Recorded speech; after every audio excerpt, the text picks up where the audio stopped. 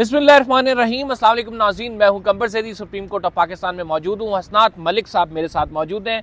बड़ी दिलचस्प खबरें आज हम इस व्लॉग में शेयर करने जा रहे हैं। सबसे पहले बात करेंगे हम राजा इनाम मिन्हाज, जिसके हवाले से कल इमरान खान साहब ने स्टेटमेंट दी कि इनको एडिशनल जज बनाए इस वजह से गया कि ये इनके खिलाफ जो है इमरान खान साहब के खिलाफ यानी फैसले करें और ये 26वीं आईनी तरमीम के नतीजे में जज बने, जो कि वो सिरे से मानते रही हैं। आज राजा इनाम मिन्हाज की जानिब से एक इम्पॉर्टेंट डिसीजन भी आ गया, उस पर बात करेंगे। इस्लामाबाद हाई कोर्ट के जजेस अब सुप्रीम कोर्ट ऑफ पाकिस्तान आएंगे। ये जजेस की तादाद बढ़ाई क्यों जा रही है, कौन कौन से जजेस शामिल होंगे, किस तरह से हुकूमत इसमें अपना इन्फ्लुएंस इस्तेमाल कर रही है, खसूसन सिंध हाई कोर्ट में जिन लोगों को जजेस बनाया है उनकी कितनी काबिलियत है, ये हसनात मलिक साहब हमें बताएंगे। एक और इम्पॉर्टेंट खबर है और वो हम आगे चल के व्लॉग में आपके साथ शेयर करेंगे। मिलिट्री कोर्ट ट्रायल में भी केस में भी आज रिमार्क्स कुछ आए हैं। 8 जजेस 2 जजेस, लगता है जस्टिस जमाल खान मंदोखेल का गुस्सा अभी तक ठंडा नहीं हुआ है। तो इस हवाले से तमाम हसनात मलिक साहब से जानेंगे। हसनात मलिक साहब बहुत शुक्रिया। सबसे पहले बात करते हैं, इमरान खान साहब ने डायरेक्टली एहतजाज किया राजा इनाम मिन्हाज पे और उन्होंने कहा कि इनका सगा भाई जो है 9 मई के केसेस में प्रोसिक्यूटर है स्टेट वक्त की तरफ से। तो उनका ये कहना है कि इनको एक तो 26वीं आईनी तरमीम के नतीजे में लाया गया है। दूसरी इंपॉर्टेंट चीज़ उन्होंने कही कि ये जस्टिस आमिर फारूक के साथ मतलब बैठेंगे और जो फैसले हैं वो एक्सपेक्टेड हैं। आज केस लगा हुआ था तोशा खाना 2 में बरियत की, आपको पता है जो दरखास्तें, उस पर जज साहब पे एतराज़ हुआ था राजा इनाम मिन्हाज पे कि सर हमें आप पे एतमाद नहीं है, तो वो एतराज़ मुस्तरद हो गया उनका। आप क्या समझते हैं कि अभी तो तैयारी है सुप्रीम कोर्ट में जजेस लाने की, और आपको पता है कि क्यों लाए जा रहे हैं? फुल कोर्ट का जिस दिन कहा जाता है कि फुल कोर्ट, सारे वकील खड़े होकर कहते हैं कि 26वीं आईनी तरमीम में फुल कोर्ट बनेगी, उसी दिन जस्टिस याहिया अफरीदी एक नोटिफिकेशन निकालते हैं जिसके मुताबिक 11 फरवरी को इजलास बुला लिया जाता है। तो अब राजा इनाम मिन्हाज जैसे जजेस हम एक्सपेक्ट कर रहे हैं। देखिए जी, मैं समझता हूँ कि जस्टिस राजा इनाम मिन्हाज की कोई गलती नहीं है। वो अगर आज उठ जाते तो फिर सारी ज़िंदगी वो PTI की केस कैसे सुनते। ये मेरा ख्याल है कि बस उनकी तरफ से वो यही कर सकते थे। सवाल उठता है जस्टिस आमिर फारूक कि आमिर फारूक साहब के हवाले से जो ये बात मशहूर है कि जो PTI एक उन पर इल्ज़ाम लगाती है कि वो बायस है, हमारे केसेस डिले करते हैं, हमारे केसेस फिक्सेशन में वो ऐसी जगह लगाते हैं जहाँ उन्हें पता होता है कि ये PTI को रिलीफ उस तरह नहीं मिलेगा।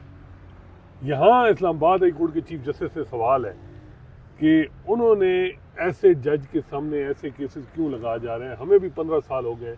एडिशनल जज जो अभी 1 हफ्ता 2 हफ्ता, कम से कम 6 महीने तो उनको ट्रेनिंग में पता लगता है कि भाई ज़रा थोड़ा सा समझ आए, फाइल कैसे पढ़नी है, कैसे करना है, बाहर के डेकोरम क्या ख्याल कैसे करना है। फौरन जो केस कभी एक और आते ही इतना हाई प्रोफाइल केस दे दिया एक्स प्राइम मिनिस्टर का। ये तो ऐसे आमिर फारूक साहब से सवाल है। मैं समझता हूँ कि उनकी गलती है जो उन्होंने केस असाइन किए। वो क्या वजह है कि आप सुप्रीम कोर्ट के लिए अपने कर रहे हैं क्योंकि 8 जज लाने हैं तो वो स्ट्रांग उम्मीदवार हैं, तो और अपनी CV मजबूत करने के लिए होता है कि हुकूमत को, क्योंकि हुकूमत तो चाह रही है ना कि राजा इनाम या आज़म खान, जस्टिस आज़म खान इनके पास केस लगे, 6 जजेस के पास ना लगे। तो आमिर फारूक साहब पे मेरा है कि उन्होंने क्यों केस पे फॉरवर्ड किया, क्यों किया, वजह क्या है, वो क्यों ये कर रहे हैं। या वो अपने पास पहले लगाते थे, अब उन्हें यह है कि मैं क्योंकि अपने पास लगाया तो क्योंकि मैंने 6 जजेस का खत यानी मेरा अब नाम आ रहा है तो मे भी PTI मुझे सपोर्ट करे सुप्रीम कोर्ट की एलिवेशन।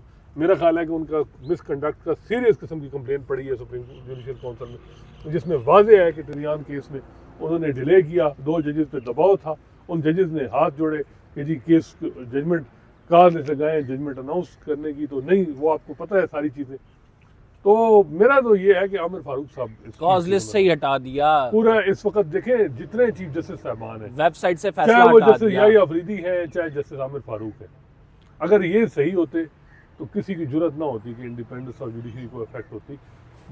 वहाँ आप देखें सिंध हाई कोर्ट में जो शफी सदीकी साहब हैं, उन्होंने अपने दायरे में रह के एक जजमेंट दे दी कि आईनी बेंच को थोड़ा तो बताया कि आपके ये इख्तियार हैं, ये नहीं है कि हर चीज़ ही आपके पास जाए। तो यहाँ तो ऐसा है ही नहीं।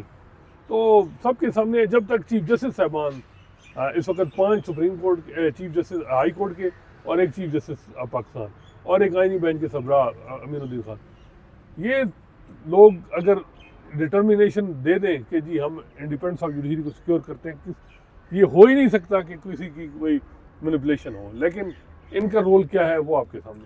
लेकिन क्या आमिर फारूक साहब की एलिवेशन सुप्रीम कोर्ट होगी, या जो सुप्रीम जुडिशल काउंसिल में उनके खिलाफ बड़ा एक वाज़ेह और मजबूत केस बना हुआ है उसको टेकअप किया जाएगा? आप क्या समझते हैं? देखिए ये अब देखना है कि क्या होता है। अगर देखा जाए तो मोहसिन कियानी साहब के खिलाफ भी कंप्लेंट है मिसकंडक्ट। अगर मिस कंप्लेंट की बुनियाद पर मोहसिन कियानी साहब नहीं लाते तो फिर आमिर फारूक साहब। देखिए जुडिशल अब इस वक्त जज वो लगेगा जो हुकूमत की खुशनुदी में होगा, हुकूमत जिसको चाहेगी। अब नए जज लगे हैं, उससे पहले बताया जा रहा है कि हर जमात सेटिस्फाइड हुई है फर्दन फिर उसने लिस्ट दी अपने नॉमिनीज को कि इनको नाम बनो। तो ये जज इस वक्त जजेस की हाथ में ही नहीं है। यानी पहले से गेम सेट की गई कि ये जज मैं अपना ला रहा हूँ, ये जज आपका आएगा, ये जज पे हम वोट मिलके करेंगे और उसके बाद फिर अब एडिशन होनी है। हर जगह यही हो रहा है। इस वक्त जुडिशरी का कोई रोल नहीं है और इसमें क्रेडिट जाता है आईनी बेंच को, अमीनुद्दीन खान साहब को, कि उन्होंने 26वीं तरमीम को केस को डिले किया, अपॉइंटमेंट होने दी, कोर्ट पैकिंग होने दी। तो ये आपके सामने है सारा कुछ। आप क्या समझते हैं कि सुप्रीम कोर्ट ऑफ पाकिस्तान में अब कौन से नए जजेस आएंगे जो कि बड़ा ख़तरनाक भी साबित हो सकता है ये तमाम मामला? कोई खास खतरनाक फिलहाल हुकूमत के कंट्रोल में चीज़ें नहीं। मेरा यही कहने का मकसद है कि ख़तरनाक दूसरी पार्टी के लिए यानी जमहूरियत के लिए ख़तरनाक साबित हो सकते हैं। और के लिए तो अब कुछ रह नहीं गया। 8 फरवरी का रिजल्ट आपके सामने है जो ओरिजिनल है और दूसरा है। वैसे क्या क्या एक्सपेक्टेशन है कि इस्लामाबाद हाई कोर्ट से या फिर मुख्तलिफ हाई कोर्ट से कौन कौन? शफी सिद्दीकी साहब का नाम आ रहा है कि सुप्रीम कोर्ट आ जाएंगे वो। आमिर फारूक साहब का नाम आ रहा है कि वो सुप्रीम कोर्ट आ जाएंगे। फिर बलूचिस्तान से नाम आ रहा है। देखिए हुकूमत के पास 6 वोट है, 5 उनके मेंबर हैं attorney general law minister, 3 law maker हैं, 6 पाकिस्तान बार काउंसिल के मेंबर। मैं तो उनको हुकूमत का ही नुमाइंदा अख्तर हुसैन साहब। तो 6 उनको 1 वोट चाहिए, वो अमीनुद्दीन खान साहब जो अपने आप को दे सकते हैं वोट, तो इधर क्यों नहीं देंगे? तो 7 पूरे हैं उनके 13 में से, जिसको चाहे वो मर्जी ले आए वो। आपकी अब कोई इन्फॉर्मेशन है कि कौन कौन के? ये अब हुकूमत शॉर्टलिस्ट करेगी ना, हुकूमत भी तो देखेगी कौन क्या है। बाकी नजवी साहब का नाम भी आया जा रहा है कि उनको लाया जाए, उनकी बड़ी खदमात होंगी। वैसे हालांकि मैं ऐसा हैरान हूँ कि जुडिशल कमीशन के मिनट्स में लिखा गया था कि उनकी जो रेपुटेशन है और इंटीग्रिटी है उस पर बड़े मनफी तअस्सुर है, बार में भी और बेंच में भी। और ऐसे जज नहीं होना चाहिए, चीफ जस्टिस नहीं बनना चाहिए, उनको नहीं बना। फिर या अफरीदी साहब ने मिनट्स में रिकॉर्ड कराया था कि जी एक दफ़ा बंदा इंटीग्रिटी की बुनियाद पे इग्नोर हो जाए तो उसको दोबारा कंसिडर ही ना किया जाए। लेकिन अब देखिएगा वो स्ट्रॉन्ग उम्मीदवार है सुप्रीम कोर्ट की। सिंध हाई कोर्ट में भी यही हुआ है कि पीपल्स पार्टी ने अपनी मर्जी के जजेस तैनात करा लिए और खुश हैं बड़े। नहीं देखिए इसमें सारा रोल आप सियासी जमातें और एस्टैब्लिशमेंट या पीटीआई नहीं चाहेगी कि अपने जज लगाए। यहाँ मसला यहाँ है, यहाँ जो कुछ इंडिविजुअल थे जिन्होंने पहले 26वीं तरमीम में फैसिलिटेशन की और जिस तरीके से 26वीं तरमीम कराने में उनका बड़ा रोल है, उसको प्रोटेक्ट करने में रोल है, आईनी बेंच बनवाने में उनका रोल है, जजेस अपॉइंट करवाने में उनका रोल है। तो ये कुछ जजेस हैं, नाम लेना आपको पता है कौन है, उनकी वजह से ही सारा कुछ हो रहा है। मैं नहीं जिम्मेदार। देखिए हर हुकूमत, क्या आपका क्या ख्याल है कि पीटीआई आएगी तो वो चीज़ें कहेगी कि जी नहीं वो मेरिट पे हो, वो भी कहेगी कि जी ये बंदा मेरिट वाला वही है जो हमारा हम ख्याल है। मसला आ रहा है कि यहाँ जो जजेस हैं उनका जो रोल है वो बड़ा सीरियस किस्म का। नहीं हसनात साहब, कल को अगर 26वीं आईनी तरमीम रिवर्स बैक होती है तो इन जजेस का क्या स्टेटस होगा? ये सुप्रीम कोर्ट और हाई कोर्ट में रहेंगे? मेरा ख्याल है कि ये 26वीं तरमीम रहेगी।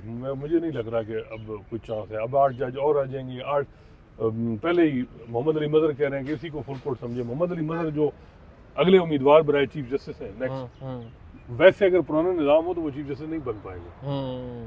तो समझा करें ना आप सारी गेम कॉन्फ्लिक्ट ऑफ इंटरेस्ट इतना जबरदस्त क्रिएट किया। लेकिन कॉन्फ्लिक्ट ऑफ इंटरेस्ट अगर मंसूर अली शाह ने ले लिया तो इधर 2 दिन ऐसा लग रहा है कि जजेस ने प्रेस कॉन्फ्रेंस की कल भी और परसों भी, और मीडिया की तरफ देख के सारा कुछ की कौन क्या रिपोर्ट और सारा कुछ मंसूर अली शाह को टारगेट किया गया। इस वक्त सारा खतरा निज़ाम तो मंसूर अली शाह से है कि वो कहीं कुछ ऐसा ना कर दें। हालांकि क्या कर सकते हैं, वो तो बेबस है, उसके पास तो कुछ भी नहीं है। ना वकीलों की भी फिलहाल जो ऊपर से वकील कंट्रोल में है, Pakistan bar council, supreme court bar, regular bench में चीफ जस्टिस उनके साथ नहीं है, या अफरीदी। आईनी बेंच पता नहीं क्यों इतना ज़्यादा हो रहा है, फैसला आप उनका नहीं मान रहे, डिस्कार्ड कर रहे हैं, रिडिक्यूल कर रहे हैं। और अगर आपको कहा जाए कि जी आपने कंटेम्प्ट की तो उस पर भी गुस्सा है कि हमें क्यों कहा गया कि, और कहा जा रहा है कि जी वो आइन की वायलेशन की सजा तो आर्टिकल 6 है। आपको पता है वो गुस्सा अभी तक ठंडा नहीं हुआ है। जस्टिस जमाल खान मंदोखिल अभी तक रिमार्क क्या दे रहे कहा हैं कि 8 जजेस के फैसले को अब 2 जजेस बैठ के साइड पे कर सकते हैं, मुल्क एक नई तरफ चल पड़ा है। तो ये जस्टिस जमाल नहीं, खान, कौन से 2 जजेस ने किए? आपको पता है ना कि 2 जजेस ने जो फैसला लिखा था, यानी क्या? जस्टिस मंसूर और अकील अब्बासी साहब, उनका कह रहे थे कि बेसिकली उनके पास केस ही नहीं था, हमने फैसला कमेटी में किया, 8 जजेस जो है सुन के उसे फैसला करते तो वो ज़्यादा बेहतर था, या 2 जजेस ने कर दिया वो ज़्यादा बेहतर है। 8 जजेस बेनिफिशरी हैं, 8 जजेस पूरे निज़ाम में। और दूसरी बात यह है कि ऐसा खतरा क्यों है? आप रुक जाए ना, अपनी बारी का वेट करें। अगर 2 जजेस ने मामला टेकअप कर लिया तो आपको परेशानी किस चीज़ की है? और उनसे किस तरह केस घसीटा, हाँ, ये भी मतलब सबको ये पता है। सारी चीज़ें देखें, खतरा क्या है, परेशानी क्या है, वो फैसला करेंगे, आप रिवर्स कर दें। आपने कल भी कर दिया, इतने इसमें मसला क्या है? बज़ाहिर ये लग रहा है कि पर्सनल हो गए हैं कुछ जजेस मंसूर अली शाह से, पता नहीं क्यों हो गए। एक बंदे को चीफ जस्टिस वो तो आपको पता है कि उस समाअत में सर उन्होंने बात की कि ये तो ठीक है कि कोई रूल्स तोड़े तो क्या होता है, अगर कोई आइन तोड़े तो क्या होता है, उसके नताइज क्या होते हैं। आर्टिकल 6 लगा दें, ये पहले भी इधर लगा दें, क्योंकि वजह यह है कि उस मंसूर अली शाह उस वक्त तो थे, कुछ जजेस काजी फैसल से जान छुड़ाने के लिए उसको कहा कि लीड करें, और कईयों को गुस्सा है कि हमारे मेंटोर थे काजी फैसल, उसको ये मंसूर अली शाह जो है वो उन्होंने नहीं किया। वजह यह है कि यहाँ तो धड़ेबाजी है ना, कि अगर हम प्रो पीटीआई जज हैं तो हम प्रो पीटीआई ही रहें। अगर कोई बंदा राइट बात करेगा तो नहीं जी वो क्यों हुआ मंसूर अली शाह, क्यों जी वो एंटी मंदियाल कैंप से थे, तो बाद में उन्होंने क्यों ये रिजर्व सीट के केस में फैसला किया? वो तो निज़ाम के साथ होना चाहिए। किस चीज़ का गुस्सा है मंसूर पे? मुझे तो समझ नहीं आ रहा। मंसूर पे एक ही गुस्सा है ना, आपको तो ये बेहतर पता है। मंसूर पे एक गुस्सा है कि वो इन लोगों के जो सब चीजें हैं वो एक्सपोज कर रहा है। आज आईनी बेंच जितना एक्सपोज है, इससे पहले आईनी बेंच इतना एक्सपोज था, तो गुस्सा। लेकिन देखें, कुछ मंसूर अली शाह साहब के चाहने वाले कह रहे हैं आप ऐसा करें कि मंसूर अली शाह बड़ा रैपिडली चीज़ों को कर रहे हैं, बड़ा हरिडली कर रहे हैं, उन्हें चाहिए कि आराम से बैठे रहें, चीज़ें रिवर्स हो जाएंगे। लेकिन साथ ही कुछ लोगों की ये राय है कि ये इशू क्रिएट रहेगा तो फिर प्रेशर बना रहेगा। 50 जज लगाए जा रहे हैं, कौन करा रहा है? आईनी बेंच का सरबराह सिंध हाई कोर्ट में 9वें नंबर पे बना, उसको किसने वोट दिया? सुप्रीम जुडिशरी में चेक करें, मिनट तक नहीं दिए जा रहे। डर इतना खौफ है। मैं तो लॉजिक सुनना चाह रहा हूँ कि जैसे जमाल और जैसे नईम अमीनुद्दीन खान ने 9वें नंबर के जज को सिंध हाई कोर्ट में आईनी जज का सरबराह क्यों बनाया?